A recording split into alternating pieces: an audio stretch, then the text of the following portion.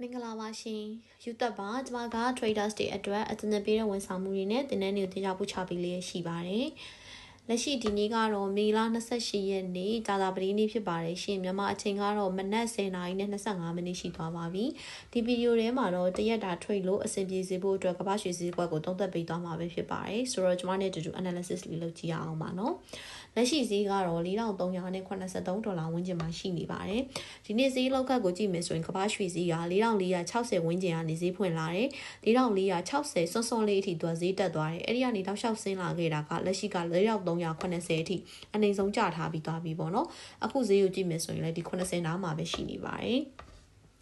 ဆိုတော့ဒီ daily candlestick ချက်မှာကျွန်မကဒီ symmetric triangle pattern လေးပေါ်နေတယ်အဲ့ triangle pattern လေးကို break down ဖြစ်သွားတယ်ဒါလေးဒါ impact ရှိရင်ဘယ်လောက်ထိကျနိုင်ကြီးရှိလဲဆိုတဲ့ဈေးကွက်ရဲ့လာရကိုဒါအရင်ရက်ကလေးက market သုံးသက်ချက်တွေမှာထည့်ပြောပြီးထားတယ်ပေါ့နော်ဆိုတော့အဲ့ဒီရဲ့ target ကိုကြည့်မယ်ဆိုလို့ရှိရင်ကျွန်တော်တို့ဈေးဒီပြီးခဲ့တဲ့တစ်ခေါက်ကအနည်းဆုံးကျခဲ့ဘူးတယ်ဒီ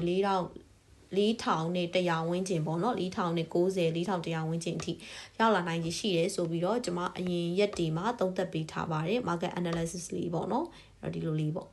အဲ့တော့ဆိုတော့အဲ့ဒီသုံးသက်ချက်လေးဒါအကယ်၍ဒီ triangle pattern ဒီ impact ဖြစ်နိုင်ခဲ့မယ်ဆိုလို့ရှိရင်တော့ market ဒီရရှိမှာကျမတို့ဒီလောက်ထိရောက်လာနိုင်ကြီးရှိတယ်ပြီးခဲ့တဲ့တစ်ပတ်ကတော့ကျမကရက်သက်တစ်ပတ်အတော်အတွင်းလို့ပြောခဲ့တာပေါ့နော်ဒီ pattern လေး impact ဖြစ်ခဲ့မယ်ဆိုတော့ရက်သက်တစ်ပတ်အတော်အတွင်းမှာဒီ4,000နဲ့100 4,090ဝန်းကျင်ထိရောက်လာနိုင်ချေကိုတွေ့ရလိမ့်မယ်ဒါပေမဲ့အနည်းဆက်ဆုံးမှာတော့4,300နဲ့ဒီ80တို့4,300နဲ့20တို့ဒီနားတွေခုခံစည်းတန်းလေးတွေတော့ lower time frame လေးတွေမှာရှိနိုင်တယ်ဒါကြောင့်မို့ကျမတို့ဒီနေ့ trade လို့အဆင်ပြေအောင်ဆိုလို့ရှိရင်တော့ lower time frame ကိုတစ်ချက်ဆင်ကြည့်လိုက်မယ်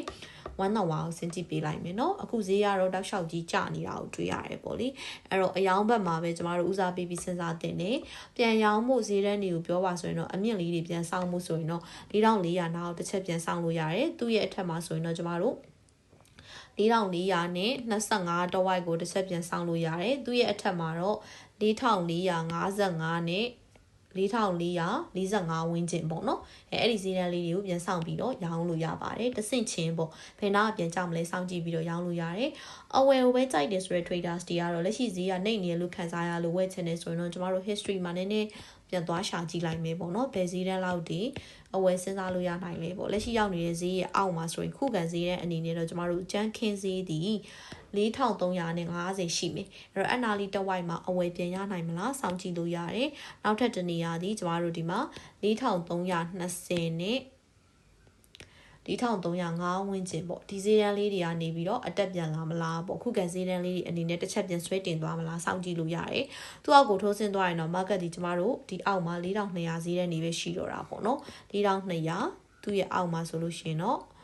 4,000နဲ့100ပေါ့ဒီဈေးတန်းတွေကိုပြန်မြင်ရနိုင်ချေရှိတယ်ဒါကတော့အခုမဖြစ်သေးပါဘူးเนาะကြာလဲကြာအောင်ပါပေါ့လေလက်ရှိအနည်းဆုံးမှာ trade လို့ရတဲ့ market ကဈေးတန်းတွေကတော့အခုပြပြထားတဲ့ဈေးတန်းလေးတွေပါ4,400နောက်ကနေအယောင်းပြန်ရမလားကြည်တာမျိုး4,350လောက်ကနေအဝယ်ပြန်ရမလားကြည်တာမျိုး4,350ကပြန်မရလို့ဖောက်ဆင်လိုက်4,320နဲ့4,335လောက်မှာအဝယ်ပြန်ရမလားကြည်တာမျိုး4,400အထက်ကိုဆက်ဖောက်တက်သွားရင်4,425ဝန်းကျင်မှာရောင်းပြန်ရမလားကြည်တာမျိုးသူ့ထက်မှာ4,445နဲ့4,455လောက်မှာရောင်းပြန်ရမလားကြည်တာမျိုးစသဖြင့်ဒီလိုအနည်းဆုံးလေးတွေမှာကျွန်တော်တို့ဒီ range လေးတွေအတွင်းမှာ